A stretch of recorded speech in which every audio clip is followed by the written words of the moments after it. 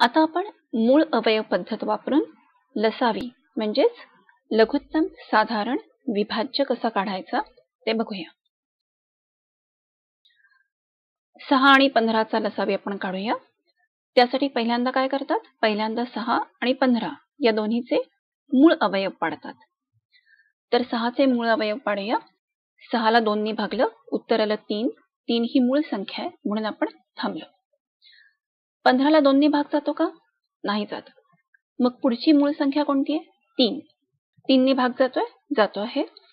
उत्तर आलं 5. 5 ही मूळ संख्या आहे म्हणून आपण थांबलो. म्हणजेच 6 चे मूळ अवयव आहेत 2 आणि 3 आणि 15 चे मूळ अवयव आहेत 3 आणि 5.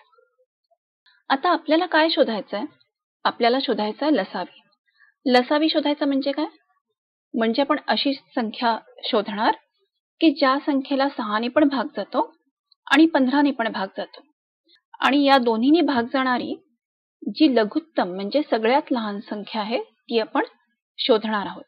मग आता हे शोधायसाठी काय करायला लागतं? तर आपण या सर्व अवयवांचा गुणाकार करायचा.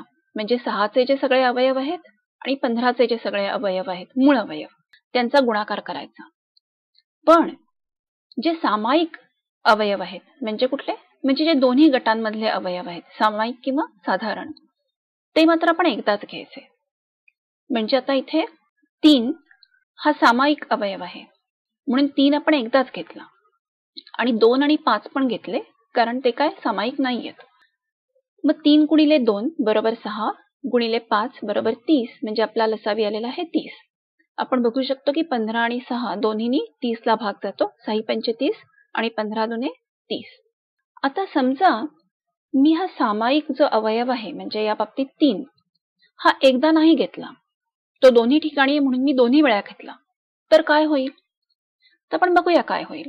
आता म्हणून मी इथे 3 ने गुणलं आहे आणि त्यामुळे माझं उत्तर 90 येईल. कारण 30 त्रिक 90 उत्तर 90 येईल. आता 90 ला 15 ने पण भाग जातो आणि 90 ला 6 ने पण भाग जातो.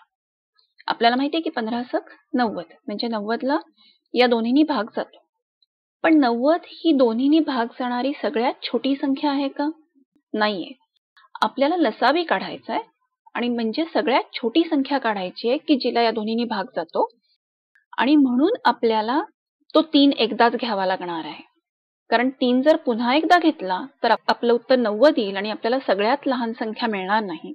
आणि 3 जर आपण एकदाच घेतला तर आपलं उत्तर 30 आलेलं आहे म्हणजे आपला लसावी मिळालेला आहे. म्हणून 6 आणि 15 या दोन्हीचा लसावी येतो 30. आपण अजून एक उदाहरण बघू. 60 आणि 70. आता या दोन्हीचे आपण आधी मूळ अवयव पाडूया. 60 चे मूळ अवयव 60 ला 2 ने भागलं उत्तर आलं 30.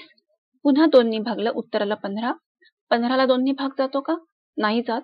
मग पुढची मूळ संख्या 3. 3 ने भागलं उत्तर आलं 5. 5 ही मूळ संख्या आहे म्हणून आपण थांबलो. आता 70. 70 ला आपण 2 ने भागलं उत्तर आलं 35. 35 ला 2 ने भाग जातो का? नाही जात. 3 ने जातो का? 3 ने पण नाही जात. मग आता पुढची मूळ संख्या कोणती? 5. 5 ने भाग जातो आहे उत्तर आलं आहे 7. 7 ही पण मूळ संख्या आहे म्हणून आपण थांबलो. म्हणजे आता 60 चे मूळ अवयव आहेत 2, 2, 3 आणि 5. 70 चे मूळ अवयव आहेत 2, 5 आणि 7. आता लसावी काढायचा म्हणजे काय करायचं? या दोन्हीच्या सगळ्या अवयवांचा गुणाकार करायचा.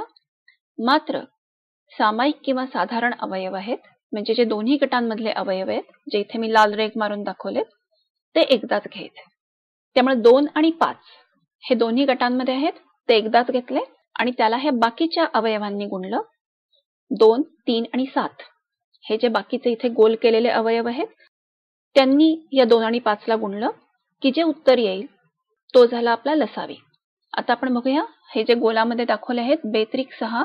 6 गुणिले 7 म्हणजे 42. 42 ला 5 दुने 10 ने गुणलंय म्हणजे उत्तर आलं 42 10 420. म्हणजेच आपला 60 आणि 70 या दोन्हीचा लसावी आहे 420.